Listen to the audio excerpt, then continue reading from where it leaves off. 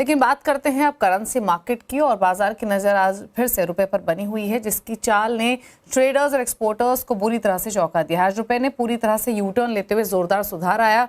कल के 87.48 पर डॉलर के मुकाबले आज रुपया सुधरकर 86.69 तक आ गया है। फॉरेक्स मार्केट में क्या हो रहा है, ये समझाने के लिए हमारे साथ हमारी वरिष्ठ सहयोगी लता वेंकटेश मौजूद हैं। लता जी, बताइए एग्जैक्टली क्या हो रहा है करेंसी मार्केट में, और अब रुपये को लेकर क्या आउटलुक बन रहा है यहाँ से?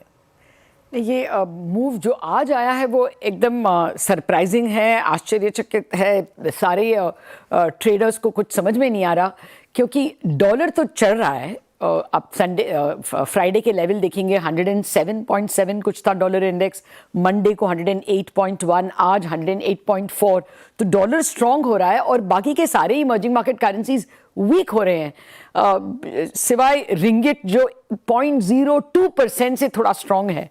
लेकिन रुपी तो एक टाइम पे 86.63 गया, जब वो 1% स्ट्रॉन्गर हो चुका था।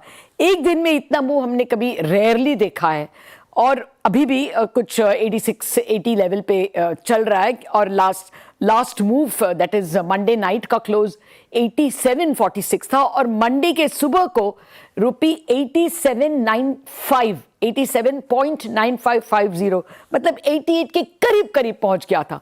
अब इतने स्ट्रेंथ कहां से आया? एक ही कारण है, रिजर्व बैंक बस इतना डॉलर बेच रहे हैं कि अभी अनुमान तो कोई नहीं लगा सकता, सब लोग गेस ही कर रहे हैं, किसी के पास फर्म एस्टिमेट नहीं है। लेकिन डीलर्स का मानना है कि कल भी 3 to 5 बिलियन डॉलर्स आरबीआई बेचे होंगे, और आज सुबह तक मतलब लंच तक ही 3 to 5 बिलियन डॉलर शायद बेचे हैं।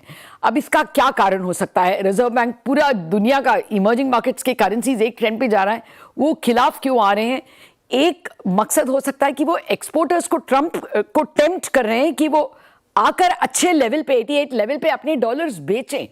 जैन फेब मार्च में इंडियन एक्सपोर्टर्स ज्यादातर, उनके सबसे ज्यादा कमाई तभी होता है, हम कभी कभार current account surplus, trade surplus भी पोस्ट करते हैं वो टाइम पे, current account surplus not trade surplus. इसीलिए एक्सपोर्टर्स को आकर बेचना चाहिए। लेकिन दूसरा और इंपॉर्टेंट रीजन ये हो सकता है कि आरबीआई स्पेक्यूलेटर्स को ट्रैप कर रहे हैं। उनका ये हम लोग गेस कर रहे हैं कि उनका मानना है कि फ्राइडे के मूव जब इतना 87.5 तक के रुपी आ गया, फ्रॉम 86.70 देयर अबाउट्स, एक नियरली 1% मूव आया था।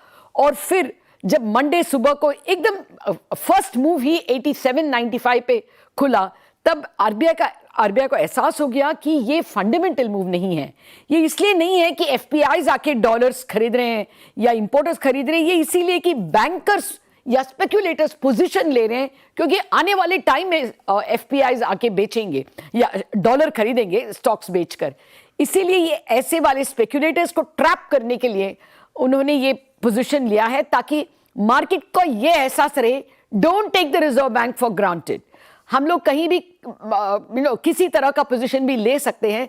तो अगर सचमुच डॉलर डिमांड है तो डेफिनेटली लोग आके खरीदेंगे, लेकिन खरीदने वाले हैं इसके अनुमान में अगर सट्टेबाजी चल रही है तो ये नहीं चलेगी। आई थिंक ये एक वार्निंग है रिजर्व बैंक का कि हम तुमको सरप्राइज कर सकते हैं, तुमको हर्ट कर सकते हैं। Okay, thank you Lata ji, ये पूरा एनालिसिस करने के लिए रुपए के इस प्राइस मूवमेंट पर और क्या क्या फैक्टर्स हैं जो इस समय प्ले कर रहे हैं, पूरा डिटेल में समझाने के लिए सिंपल लैंग्वेज में। Thank you so much.